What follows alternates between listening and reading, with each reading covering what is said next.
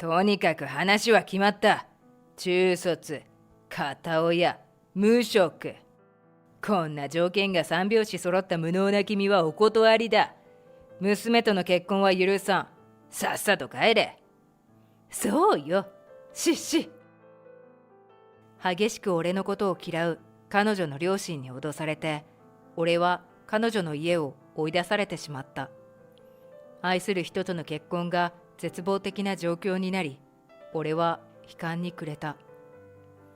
俺の名前は山田健、30歳のフリーランスだ。俺には今、結婚を考えている彼女がいる。名前はあゆみといって、俺と同い年だ。彼女との出会いは偶然だった。今から2年前、俺の中学の同級生に結婚相談所に勤めているやつがいて、主催する婚活パーティーに空きが出たから人数合わせのために出席するように頼まれたのだ。当時、俺は無職だった。結婚相談所というのは男性は無職だと入会を断られることが多い。それが偶然、友人のコネで人数合わせのためだけに参加することになったのだ。俺が参加したパーティーは男性も女性もキャリアがある人が多かったようで、最初の自己紹介の時点で俺は他の男性陣よりひどく見劣りがしていたようだ。他の参加者には経歴がパッとせず、現在無職の俺はいい年をしてプラプラしている底辺に移ったのだろう。自己紹介の後会食タイムとなったが、女性陣にとって俺は対象外とみなされてしまったようで、話しかけると嫌がられてしまった。そんな時、たった一人俺に声をかけてくれた女性、それがあゆみだった。話によると彼女も本当はこの婚活パーティーへの参加に乗り気ではなかったそうだ。だけど友達が一緒に来てほしいというので参加したのだという。仕事は銀行員だそうだ。俺は無職なので正直キャリアがあって美人な彼女に申し訳なかった。俺なんかと話している暇があったら別の男性と過ごした方が有意義じゃないかと思ったのだ。しかし彼女は俺と話すのが楽しいと言って結局パーティーの最後まで一緒にいてくれた。その後俺たちは何度か会うようになり付き合い始めた。付き合ってみて驚いたのは彼女の実家が有名な会社だったということだ。それは健康食品やダイエット器具などを販売して社名が一躍有名になり国民的ブームにもなったことがある企業だった。彼女の両親も有名でよく雑誌などにインタビューなどを掲載していた。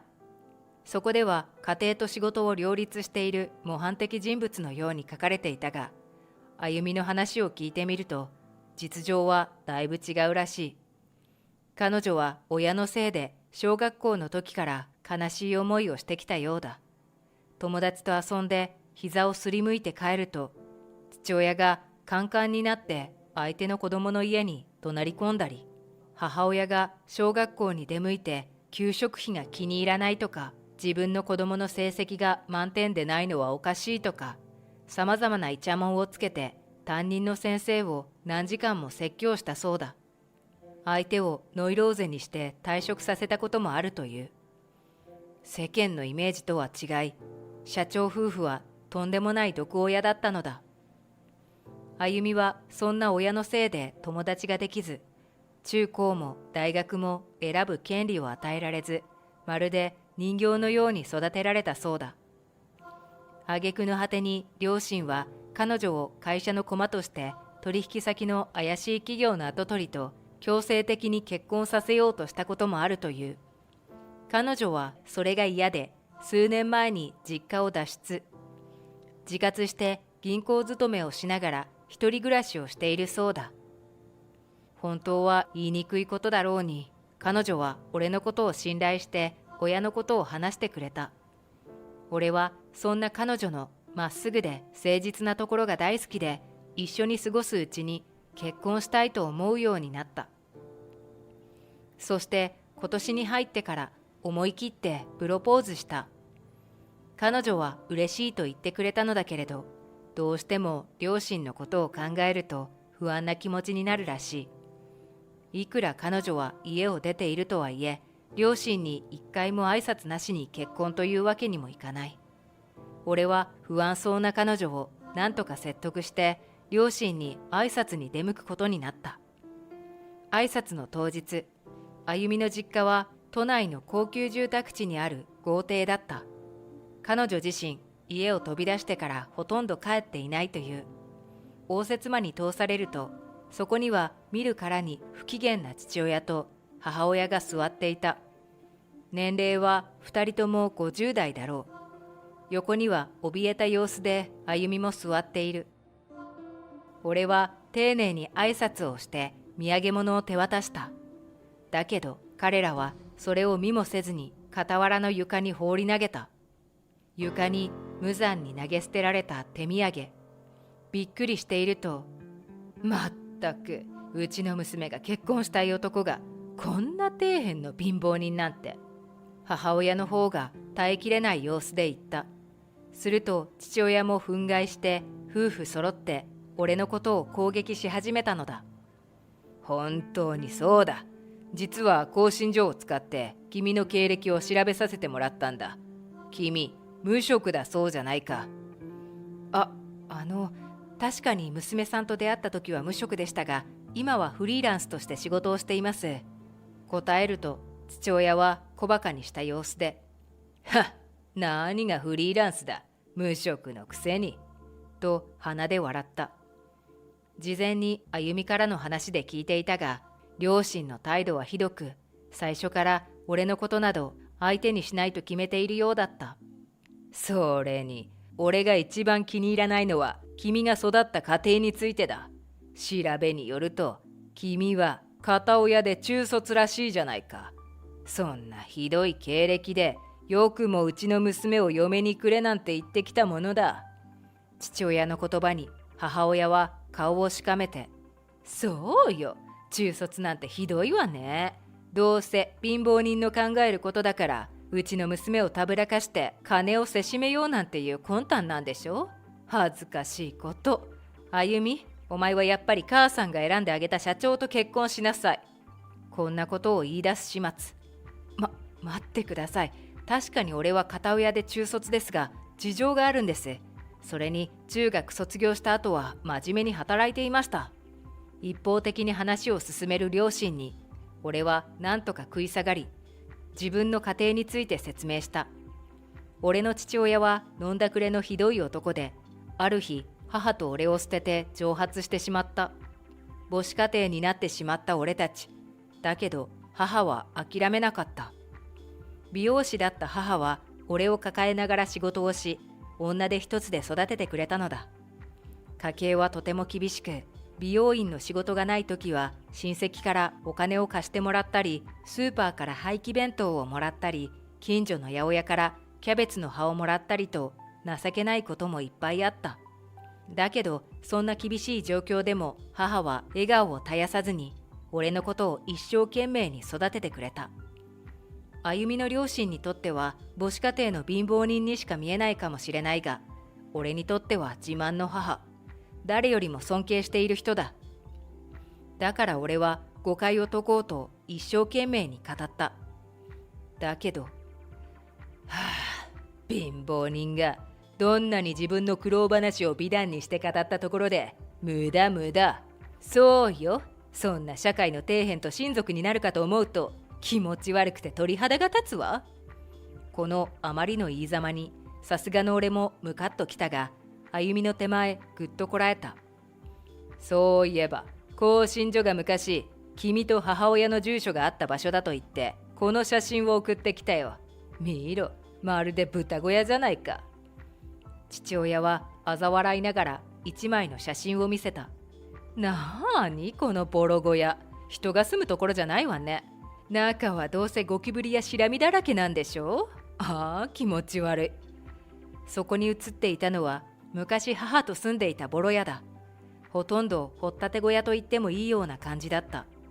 これはもともと近所の人が物置に使っていた家を安く譲り受けたものだ。貧しかった俺たち親子は、俺が中卒で働き始め、社宅に移れるようになるまでここで暮らしていたのだった。人間の住むところじゃない。両親の言葉はひどく答えた。俺たちだって好き好んでこんなところに暮らしていたわけじゃないのに。しかも聞いたぞ。君は中卒で大工として働き始めたそうじゃないか。だけどそこを5年もしないうちに辞めて現在に至るまで無職。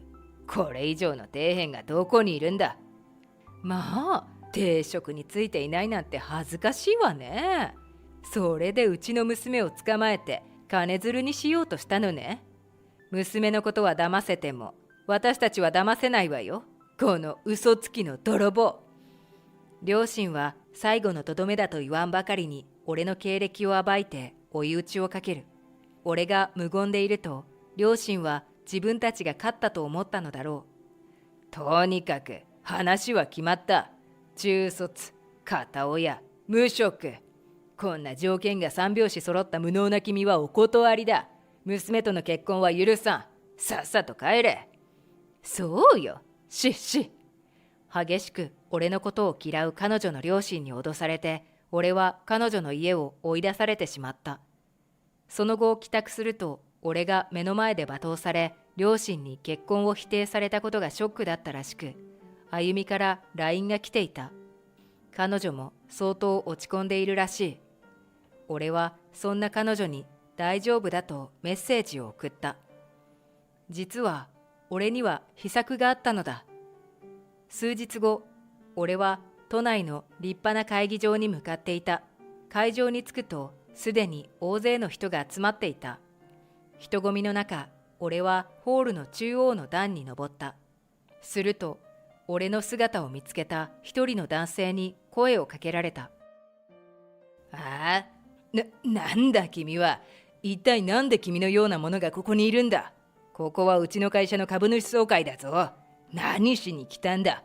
無職で底辺の君のような男が来るところではない。さっさと帰りたまえ。そう、声をかけてきたのはあゆみの父親、社長の斉藤氏だ。さてはお前、娘との結婚を否定されたから何かよからぬことを考えているんだろう。おい、誰か警備員を呼んでくれ。不審者だ。父親はそう怒鳴った。だけど周りのみんなは誰も動かない。驚いている父親。俺はゆっくりと彼の前に行くとこう告げた。なぜいるかって。はは、やだな社長。この会社の筆頭株主だからですよ。筆頭株主。俺の言葉に斉藤氏は固まった。何を言っているんだ。だいたい君は俺の娘と結婚相談所で出会った時、無職だったと更新所から聞いている。無職で金のない君がうちの会社の株を買えるわけがないだろう。いい加減なことを言って人をからかうんじゃない。失礼だぞ。顔を真っ赤にして怒る父親。だけどここで俺は、いや、投資活動は職業ではないから結婚相談所には無職と答えただけの話であって、きちんと生活していけるだけの資産は持っていますよ。あなたの娘さんと出会った時からね。それに現在はさすがに何か肩書きがないと不自由だと思って投資関係のライターの仕事を月1のフリーランスでやってますと冷静に話す。なんだと。そんな。しかしどうせ成金だろう。たまたまうまくいって2000万円程度稼げたとか、そういう話だろう。信じられないという顔をする父親。まあ俺の現在の資産は7億円程度ですが。は7億円だが君は中卒で大工。しかもそれも途中で辞めてしまったんだろ。そんな底辺の君がどうして。実は大工の仕事を学んでいくうちに投資に興味を持って不動産投資を始めたんです。それが順調に育って。俺は自分のことを話した。俺が大工になったのは母のためだ。貧乏のためにボロ屋に住んでいた俺たち親子。雨の日の夜、寝ているとぽつりぽつりと落ちる雨漏りの音が聞こえた。母はそんな雨漏りの音が心配で寝られないことが多かった。そんな母の様子に気がついて俺は思った。もし俺に屋根を直すことができたら安心して母を寝かしてやれるのに。その思いがきっかけで、俺は中卒で大工として働き始めたのだった。だけど大工として働きながら建物について調べていくうちに、不動産投資に興味を持ち始め、自分でもやりたいと思い勉強をした。そしてある日、5年ほど働いて貯金をしていた俺は、試しに田舎のボロ屋を買って自分でリフォーム、そして売ってみたのだ。結果は成功し、投資した資金は倍以上になった。そしてそれからというもの、安く買ったボロ屋を直しては売る、直しては売るを繰り返し、資産を着実に増やしていった。もちろん失敗することもあったのだけれど、そこから学び、付き合う人間や入れる情報を精査することによって、着実に不動産投資のスキルやチャンスを活かせるようになっていった。そして今では母に恩返しをし、毎日働かなくてもいいほどの資産を得ることができたのだった。俺の暴露した真実にびっくりしている父親。俺はその顔を見てざまあ見ろと思ってしまった。この間、両親のあまりの態度に腹が立った俺は、あっという間に彼らの会社の株を買収し、筆頭株主になったのだ。そして今日、緊急の株主総会を開催した。社長はそのことに気がつかず、今日は自分にボーナスがもらえるのかと思って、のこのこ現れたらしかった。やがて、放心している父親をよそに、株主総会が始まった。俺はみんなに告げる。今日皆さんに集まってもらった理由はただ一つ。会社の社長として斉藤氏が本当にふさわしいかどうか、これを問いたい。会場からはパチパチと拍手が鳴り響く。この様子を見て、今まで放心していた父親はやばいと気がついたらしい。おいおいおい、待て、山田健。山田健君、君も人が悪いな。そんな大金持ちだったら、うちに来た時に教えてくれればよかったのに。すごい勢いで手のひら返しを始めた斉藤氏は、懸命にごまをすり始める。君のような人と親族になれるのなら大歓迎だ。歩みのことは好きなようにして構わん。妻だって何も言わんだろう。これからよろしく頼むよ。本当はこれは俺に対するドッキリなんだろう。俺には分かっている。君は本気で俺を追い出そうとは思っていない。だってこれから親族になるんだからな。この後に及んで言いたい放題の斉藤氏。話を聞くのも嫌気がさす。申し訳ないですが、歩みとは結婚します。でも彼女も俺もあなたたちとは縁を切るつもりです。そして今日の株主総会では容赦しません。本気であなたを辞めさせるつもりです。俺はそう言い捨てた。だけど彼は諦めず、だけど俺は社長だぞ。そんな簡単に辞めさせられるもんか。うちの会社は今まで俺のおかげで利益を。俺は彼の話を遮って、あなたと奥さんが会社の財産を横領し損害を与えていると垂れ込みがありました。すでに内部調査をし、あなたたちの不正の証拠は上がっています。今日集まってくれた株主にはすべて報告済みです。俺の言葉に彼は真っ青になる。そしてなりふり構わずに、悪かった。俺が悪かった。だから許してくれ。お願いだ。と土下座をして叫んだが、俺は無情に会場に集まった株主たちに呼びかけた。斉藤氏の社長解任に賛成の方は挙手をお願いいたします。俺の言葉に集まった株主たちからは一斉に手が挙がった。挙げていない者は一人もいないようだった。その光景を目の前にして斉藤氏は、くそ、どうしてこんなことに。と愕然とし、頭を抱えて床にうずくまった。こうして横暴社長として君臨していた斉藤氏は、社長をクビになってしまったのだった。その後、社長である父親は億単位の金を会社の口座から抜き取り、キャバクラやギャンブルで浪費していたことがバレた。また妻の方は若いホストに入れ上げて相当な金額を貢いでいたらしい。彼らは業務上横領の罪で逮捕となり、財産も没収されることになってしまった。一度逮捕された後の彼らにあったが、太っていた父親はやつれて白髪まみれ、母親の方は髪も肌もボロボロのヤマンバみたいになっていた。彼らはとてもプライドが高かったから逮捕され、今までの豪華な生活が崩壊したという事実を受け入れることができずに時期になっていたのだろう。その後、俺とあゆみは彼らとの縁を切ってしまったので、彼らが今はどこでどうしているのかわからない。あゆみと俺は晴れて結婚し、今では子供も一人できて毎日楽しく過ごしている。そういえば彼女に聞いてみたことがある。婚活パーティーで話したとき、どうして無職の俺のことが嫌じゃなかったのかって。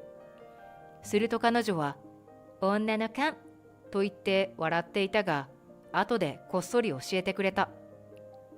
実は銀行で働いていた彼女は、たびたび無職のお金持ちに遭遇する機会があったというのだ。それは俺と同じように投資で生活している人や、事業化していない YouTuber、地主の息子とか、書類上無職となっていても貧乏かどうかはわからない。そのことに気がついた彼女は、人を見る目が普通の人よりも柔軟になったのだという。お金があってもなくても私は絶対にケンと結婚したけどね。そう言って子供を抱き笑う彼女の姿を見て、俺は心から幸せを感じたのだった。